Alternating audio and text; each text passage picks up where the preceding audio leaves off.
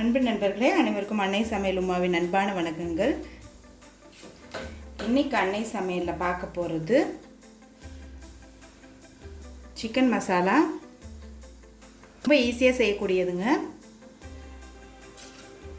இது பூரி, சப்பாத்தி, சாதம் எல்லாத்துக்குமே ரொம்ப நல்லா இருக்குங்க. வாங்க சிக்கன் மசாலா எப்படி செய்கிறதுன்னு பார்க்கலாம். இப்போ 1/2 கிலோ சிக்கன் எடுத்து வச்சுருக்கேங்க. கொஞ்சம் எலுமிச்சை சாறு, தேவையான அளவு உப்பு, 2 டேபிள் ஸ்பூன் தயிர்.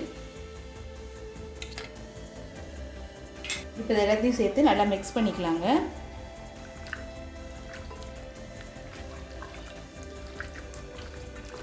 இப்போ எல்லாத்தையும் நல்லா மிக்ஸ் பண்ணியாச்சு. இப்போ இது 1 மணி நேரம் ஊற வச்சிடலாம். கடாயில் தேவையான அளவு எண்ணெய், 3 பட்டை, 2 கிராம்பு, 1 ஏலக்காய், 1 கருப்பு ஏலக்காய். கருப்பு ஏலக்காய் இருந்தால் போட்டுக்கோங்க, இல்லைன்னா வேண்டாம். 1 டீஸ்பூன் சோம்பு,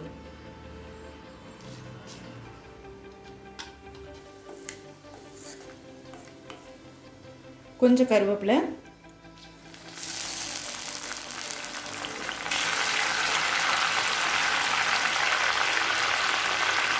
பொடியாக நறுக்குன்னு 2 வெங்காயத்தை சேர்த்துக்கலாம்.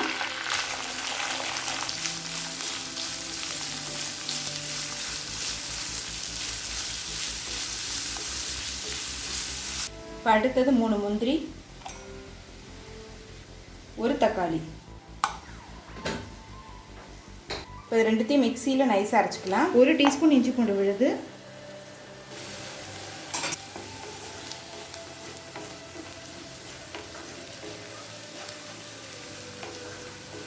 அடுத்தது நம்ம அரைச்சி வச்சுருக்க தக்காளி, முந்திரி விழுது இதில் சேர்த்துக்கலாம்.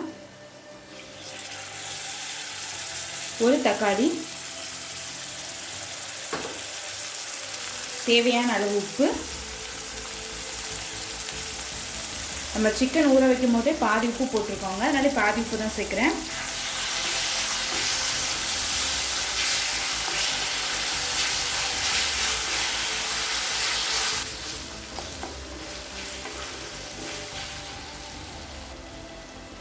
அடுத்தது 1/2 டீஸ்பூன் மஞ்சள் தூள், 2 டீஸ்பூன் மிளகாய் தூள், 1 டீஸ்பூன் தனியாத்தூள், 1 டீஸ்பூன் கரம் மசாலா.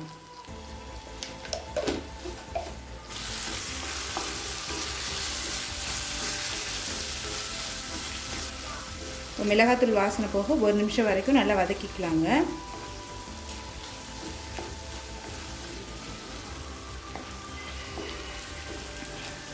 இப்போ மிளகாத்தூள் வாசனை போக 1 நிமிஷம் வரைக்கும் நல்லா வதக்கியாச்சுங்க.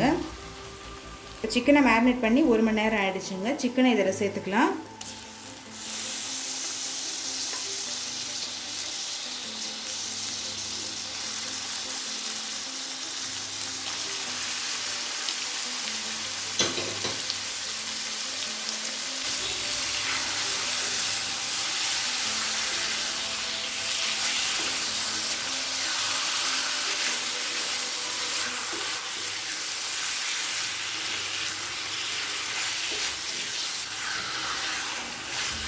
சிக்கன் நம்ம ஏற்கனவே நல்லா தயிரில் ஊற வச்சுருக்கனால சீக்கிரம் வெந்துடும், சாஃப்டாகவும் ஆகிடும். இப்போ 1 கப் தண்ணி சேர்த்துக்கலாங்க.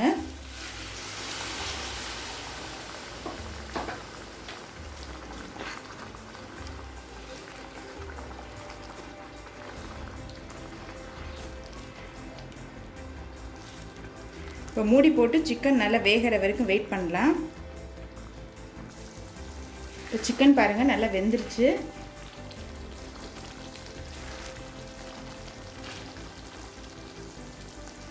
இப்போ இறக்க போகிறதுக்கு முன்னாடி 1/2 டீஸ்பூன் மிளகுத்தூள் சேர்த்துக்கலாங்க.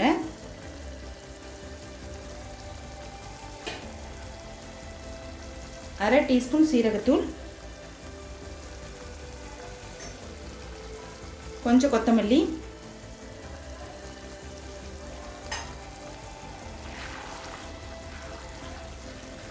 லாஸ்ட்டில் இது மாதிரி மிளகுத்தூளும் சீரகத்தூளும் போட்டிங்கன்னா டேஸ்ட் ரொம்ப நல்லாயிருக்கும்.